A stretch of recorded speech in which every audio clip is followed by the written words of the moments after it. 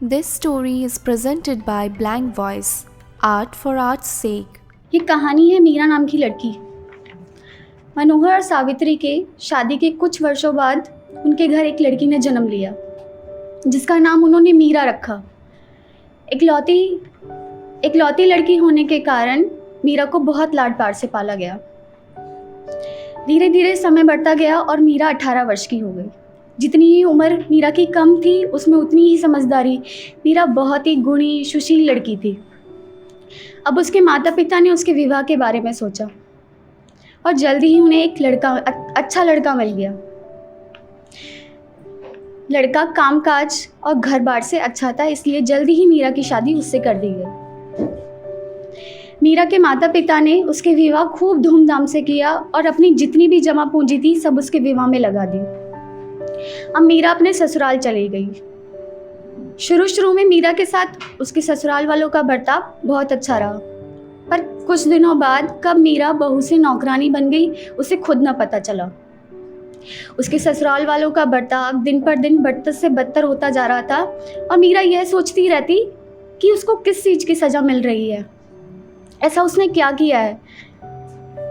अब जब भी उस मीरा के ससुराल वालों को किसी चीज़ या किसी पैसों की ज़रूरत होती तो मीरा के साथ मारपीट कर उसके घर वापस भेज दिया जाता। मीरा के माता पिता सब कुछ उसके विवाह में लगा चुके थे। उनके पास इतना कुछ नहीं था कि वो उनकी मांगे पूरा करें, पर एक लौती लड़की थी, इसलिए उसकी खुशी के लिए जैसे तैसे उसके ससुराल वालों की मांगे पूरी कर देते। मीरा के ससुराल वालों की मांगे पूरी करते करते एक दिन ऐसा आया कि मीरा के माता पिता के पास रहने तक को भी घर ना रहा। इतना सब करने पर भी ना तो मीरा का पति ना उसके ससुराल वाले उससे खुश होते और आए दिन मीरा के साथ मारपीट होती रहती।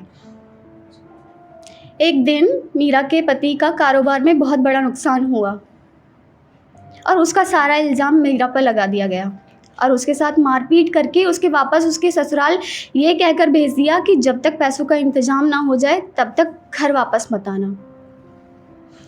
मीरा रास्ते में चलते हुए बहुत सारे सवालों को लेकर यह सोच रही थी कि वह सब कुछ तो जानती है अपने माता पिता की परिस्थिति के बारे में, किस मुंह से उनसे ये सब कह पाएगी। जब वो अपने घर पहुंचती है तो उसके माता पिता उसे देखकर खुश तो होते हैं, लेकिन अचानक उसे आते हुए मन में एक चिंता सी उठ जाती है कि आज बेटी अचानक कैसे घर आई है। मीरा से लाख सवाल पूछने पर भी वह अपने माता पिता के किसी सवाल का जवाब नहीं देती है और अगले ही दिन अपने ससुराल वापस आ जाती है। ससुराल आते ही उसके ससुराल वाले जब ये देखते कि मीरा पैसे लेकर नहीं आती है तो उसके साथ जानवरों की तरह मारपीट होती है और मीरा से छुटकारा पाने के लिए दिन रोज नए से नए षड्यंत्र रचते रहते। एक दिन मीरा सुबह जल्दी उठती है तो देखती है उसके सारे घर वाले तैयार होकर कहीं जा रहे हैं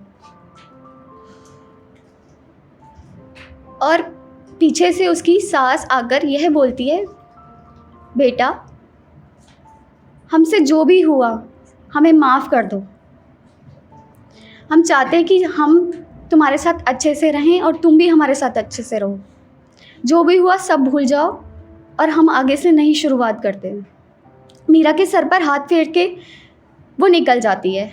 आज मीरा बहुत खुश है। बहुत दिनों बाद ऐसा मौका उसे देखने को मिला है कि उसके ससुराल वाले आज उससे खुश हैं। मीरा सारा काम करके खुशी खुशी रसोई में खाना बनाने जाती है और जैसे ही माचिस जलाती है तो सब कुछ जलकर राख हो जाता है। इतनी सुशील गुणी लड़की दहेज की आग में जलकर राख हो जाती है। शुक्रिया।